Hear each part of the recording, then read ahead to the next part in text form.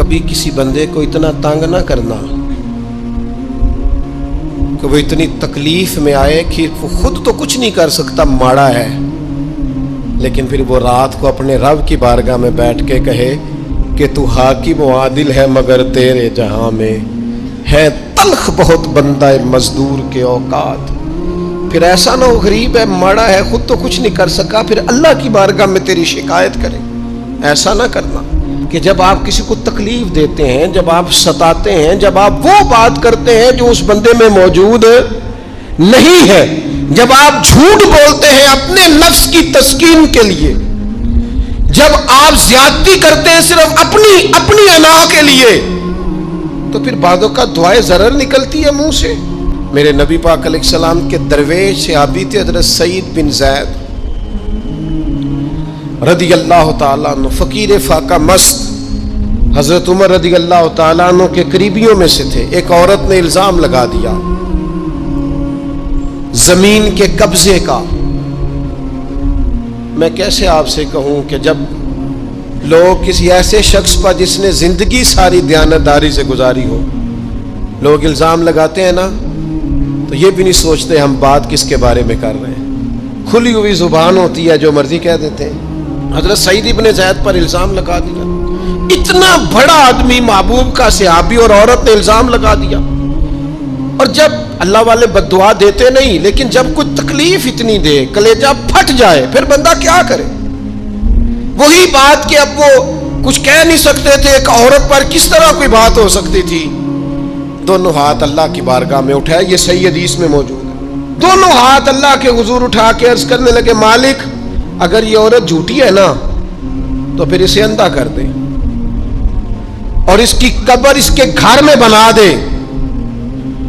صحابہ فرماتے ہیں کہ حضرت سعید ابن زید کا تو وصال ہو گیا، زمانہ گزر گیا، لیکن ہم نے پھر اس بی بی کو اندھا ہوتے دیکھا ہے، پھر اس کے گھر میں کنواں تھا اور ہم نے اسے اپنے ہی گھر کے کنویں میں گر کے مرتے ہوئے بھی دیکھا ہے۔ میں جانتا ہوں اس بوڑھی عورت کو جس کی بیٹی کو کسی نے بڑا ہی ستایا تھا سسرال والوں نے، اور خامد اس کا موجود نہیں تھا، تو وہ اپنے وہاں سے نکلتے ہوئے نا واپس گھر سے، تو وہ دروازے پہ کھڑی ہو کے کہہ رہی تھی، حضرت صاحب میں گزر رہا تھا، حضرت صاحب گل سننا، بچیوں کا باپ کوئی نہیں، ایک بھائیا بیچارہ کدھر کدھر جائے، ہر چوتھے دن میں یہاں آ کے منتیں کر کے دوپٹے پھینک کے بچی چھوڑ کے جاتی ہوں، آج میں نے اپنا مقدمہ رب کی بارگاہ میں پیش کر دیا،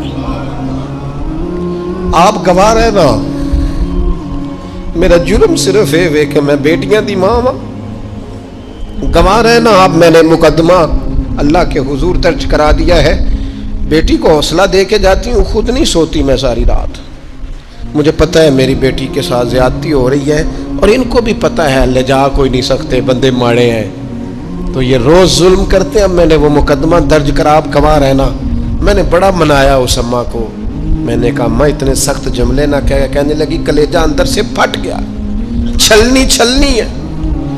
ایک شخص کے کمرے میں جاتی تھی معافی مانگنے، چلو بچی سے غلطی ہو گئی تو اٹھ کے دوسرے کمرے میں چلا جاتا تھا، میں دوسرے میں جاتی تھی کیونکہ میں بیٹی والی ہوں۔ اب میں نے مقدمہ درج کرا دیا ہے، اب میرا رب جانے بہتر انصاف، میں بڑا اللہ کا گناہگار بنتا ہوں، میں نے پھر واقعی وہاں انصاف ہوتے دیکھا، میں نے وہ رنگ بدلتے اور حالات تبدیل ہوتے دیکھے۔ یہ یاد رکھنا، زندگی خود بھی گناہوں کی سزا دیتی ہے، یہاں بھی زندگی خود بھی گناہوں کی سزا دیتی، یاد رکھنا، ذرا احتیاط سے منہ کھولنا کسی کے بارے میں، اللہ کے بندوں کے بارے میں اپنی زبانیں ذرا احتیاط سے کھولنا، ذرا خیال کرنا، کسی غریب کے بارے میں جملے سوچ کر بولنا، کسی کمزور کا مذاق اڑانا تو معاذ اللہ ذرا ہوش کرنا، اللہ سے ڈر کے بات کرنا، اس لیے کہ بڑی جلدی انصاف کا وقت آنے والا، بڑی جلدی حالات بدلنے والے ہیں۔ تلک الایام نداولها بین الناس، اللہ لوگوں کے درمیان دن بدل دیا کرتا ہے، پھر لوگوں کو جگہ نہیں ملتی چھپنے کی، روک چھپانے کی۔ دو ہی باتیں آج آپ کے سامنے رکھی ہیں، ایک تو نیکوں سے دعا لے لو، اللہ والوں سے دعا لے لو، ماں باپ سے دعا لے لو، بزرگوں سے دعائیں اور دوسرا بد دعاؤں سے بچ جاؤ، دعائے ضرر سے بچ جاؤ. کسی کو اتنا نہ ستاؤ کہ وہ بیچارہ خود کچھ نہ کر سکے اور اللہ کے حضور تمہاری شکایت کرے. بچو. وہ میں نے بہت پرانا ایک جملہ کہا تھا، پھر کہتا ہوں، غریبوں کی بد دعائیں دن میں نہیں ستاتی، غریبوں کی بد دعائیں رات کو ستاتی. جب اے سی پورا لگا ہو، گھر پورا بہترین بنا ہو اور نیند نہ آئے اور اپنے ہی گھر سے خوف آئے اور اپنے ہی مقام سے بندہ بے چین ہو کے اٹھے اور کبھی چھت پہ اور کبھی نیچے اور پتہ نہیں مجھے کیا ہے اور پتہ نہیں مجھے کیا ہے، تو پھر وہ استغفار کرے، پھر وہ جس کو ستایا اس سے معافی مانگے، پھر جس کا دل توڑا ہے اس سے جا کے اللہ کی رضا کے لیے معافی مانگ کے آئے. اس لیے کہ کچھ سکون ایسے ہیں جو صرف معافیوں سے ملتے ہیں. نبی پاک رحمت للعالمین ہے، لیکن جب حضور گزرے نا ایک دن طواف بیت اللہ شریف کر کے، تو کفار نے پھبتیاں کسیں، بار بار بلا بلا کا. ایک طواف بھی حضور نے کر لیا، دوسرا بھی کر لیا، تیسرا بھی، اور پھر انہیں اوجڑیاں ڈالی، کئی تکلیفیں دی. تو اس وقت حضور نے پھر دعا کی تھی، اے اللہ گن لے ان لوگوں کو، گن مالک ان بندوں کو، یہ اتنی تکلیف دیتے ہیں. حضرت صدیق اکبر فرماتے ہیں وہ جن کے لیے محبوب نے اس دن دعا کی تھی وہ چن چن کے بدر میں قتل ہوئے، سارے گن گن کے وہ لوگ قتل ہوئے. کیوں ہم کسی کو اتنا ستائیں کہ اس کے منہ سے پھر ایسے جملے نکلے جو ہم سے سنبھالے نہ جا سکے. حضرت سعد بن ابی وقاص، بخاری مسلم دونوں میں حدیث، حضرت عمر نے انہیں کوفے کا گورنر بنایا تھا، حاکم بنایا تھا. کچھ لوگ حسد کی وجہ سے نیک لوگوں پر تنقید کرتے ہیں، اپنے ذاتی حسد کی وجہ سے اللہ کے بندوں کو ستاتے ہیں، پھبتیاں کستے ہیں، زبانیں کھولتے ہیں. اور آپ فرماتے ہیں جس نے میرے ولی سے دشمنی کی میرا اعلان جنگ ہے. حضرت فاروق اعظم رضی اللہ تعالیٰ عنہ نے حضرت سعد بن ابی وقاص کو حاکم بنایا کوفے کا. تو کچھ لوگوں نے شکایتیں کی تو حضرت عمر نے کہا جاؤ پتہ کرو جا کے. معلومات کی تو ہر بندہ کہنے لگا اتنا اعلیٰ تو بندہ ہو ہی نہیں سکتا جتنے حضرت سعد بن ابی وقاص ہے. ایک بندہ کھڑا ہوا، صرف ایک. وہ کہنے لگا نہ تو یہ جہاد میں جاتے ہیں، نہ مال غنیمت صحیح تقسیم کرتے ہیں، نہ یہ عدل و انصاف کرتے ہیں. 3 شکایتیں اس نے لگائیں. حضرت سعد بن ابی وقاص چونکہ زندگی ساری محنت کی تھی، جہاد کیا تھا، ساری زندگی انصاف میں گزاری تھی، دل ٹوٹ گیا. اللہ کی بارگاہ میں عرض کرنے لگے مالک اگر یہ ریاکاری کے لیے کہہ رہا ہے نا، یہ باتیں جھوٹ بول رہا ہے، تو پھر اس نے 3 الزام لگائے ہیں تو میں 3 دعائیں کرتا ہوں اس بندے کی عمر لمبی کر دے، اس کا فاقہ بڑھا دے اور اسے فتنوں میں مبتلا کرنا میرے مالک. یہ دعا نکلی حضرت سعد بن ابی وقاص کی زبان سے.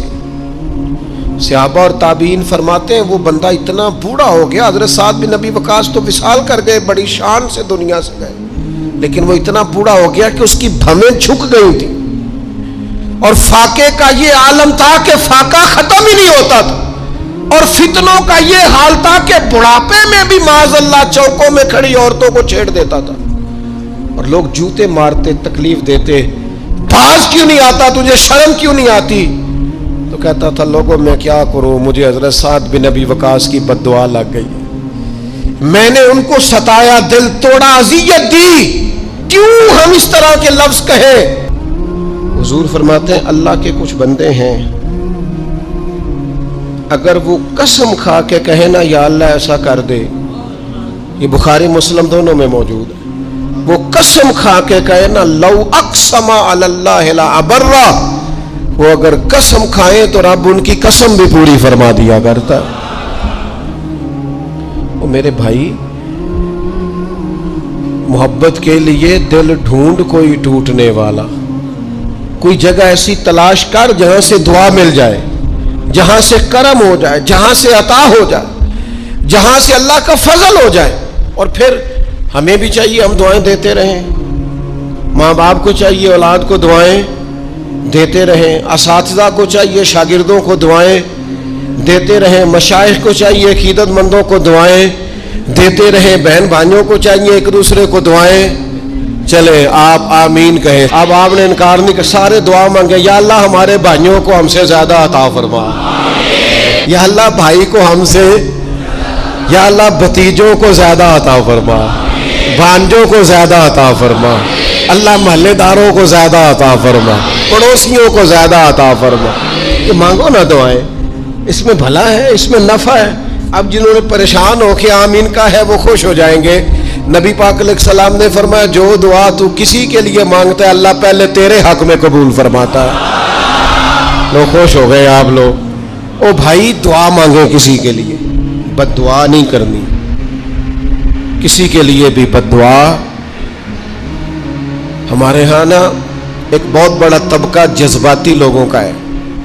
ہمارے ایک استاد کہا کرتے تھے جذباتی لوگوں سے دوستیاں نہیں کرنی چاہیے, جذباتی لوگوں سے تعلقات نہیں بنانے چاہیے. اس لیے کہ جس بندے کا اپنے اوپر کنٹرول ہی نہیں تو وہ کسی کے حق میں کیا کرے گا.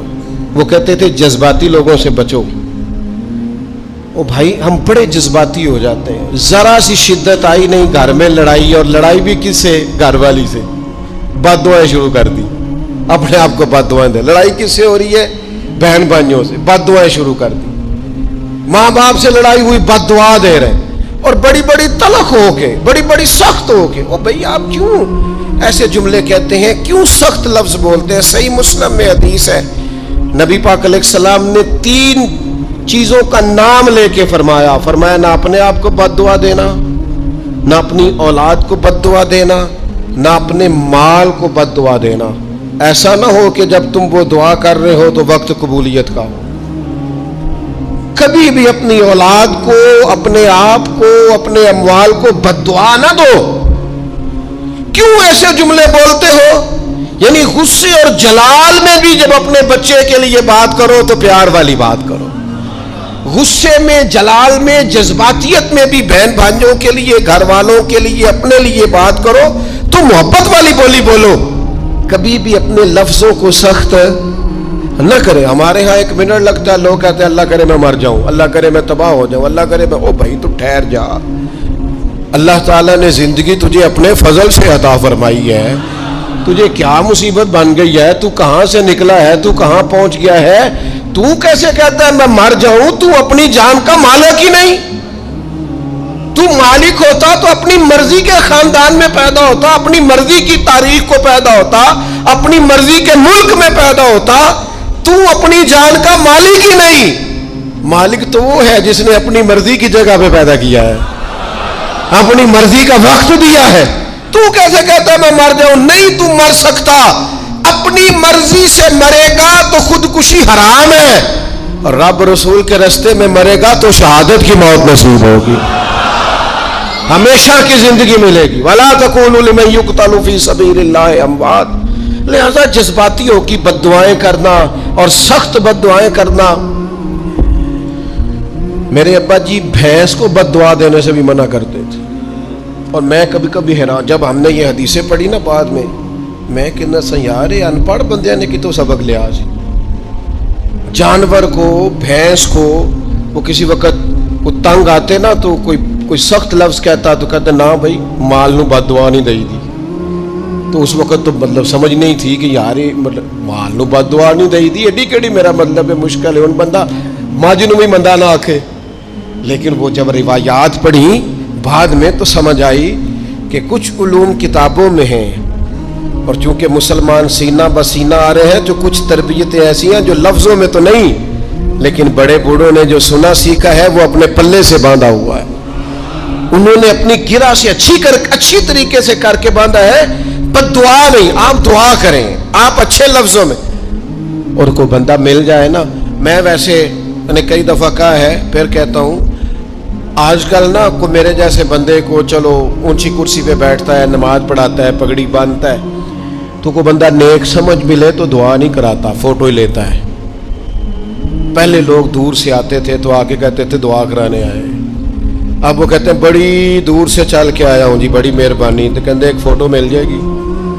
وہ اللہ کے بندے, ہم دعا دے رہے ہیں تو فوٹو لے رہا ہے. پھر ایک اور گل آج کل بڑی عام ہے, وہ کہتے جی ذرا یادگیری رہندی ہے. تو میں کہ غوث پاک دی تے کوئی فوٹو نہیں، سانو تے ہر ویلے یاد رہندے نے، کوئی فوٹو نہیں، ہمیں تو کبھی نہیں بھولے۔ خواجہ اجمیر کی کوئی فوٹو نہیں، ہماری نس نس میں آباد ہے۔ امام اعظم ابو حنیفہ کی کوئی فوٹو نہیں، لیکن ہم تو حنفی ہیں، ان کا نام لے لے کے جیتے ہیں۔ میرے حضرت صاحب کے ساتھ کوئی فوٹو نہیں، جرت ہی نہیں تھی، اتنے قابل ہی نہیں تھے کہ ساتھ کھڑے ہو سکے۔ وہ میرے گھر کبھی نہیں آئے، اور میں سمجھتا تھا گھر اس قابل بھی نہیں کہ اتنی بڑی ذات کو میں کہوں کہ تو میں کو جیتے دل بر سونا، اور کتنا سونا، او سونا تے رج کے سونا تے سونا جی میں سویرا، میں کو جاتے رج کے کو جاتے کو جا جی میں ہنیرا۔ کبھی اتنی ضرورت ہی نہیں کی، اتنی طاقت کے ساتھ کھڑے ہو کے کہیں کہ میں تیرے برابر ہوں تو فوٹو بنا، اتنی ضرورت کبھی ہوئی نہیں۔ لیکن کیا کریں، دور بدلا، حالات بدلے، زمانہ بدلا، طور طریقے بدلے۔ وہ کبھی لوگ مشائخ کے پاس دعائیں لینے جاتے تھے، کہتے تھے ہم آئے ہیں کوئی دعا کر دیں، وقت بدل گیا، 30 سیکنڈ کی ویڈیو رہ گئی۔ او خدا کے بندو، تھوڑا سا روحانی زندگی کی طرف آؤ، روحانی زندگی کی طرف۔ او بھائی دعائیں کرائیں، اپنے لیے گواہیاں پکی کریں، اپنی والدہ سے، اپنے والد سے، اپنے دادا سے، اپنے نانا سے، اپنی نانی سے، اپنی دادی سے، اپنے بہن بھائیوں سے، اپنے دوستوں سے، اپنے مرشد سے، اپنے استاد سے دعا کراؤ۔ ان سے کہو ایک دفعہ میرے لیے ہاتھ اٹھا دے اللہ کی بارگاہ میں۔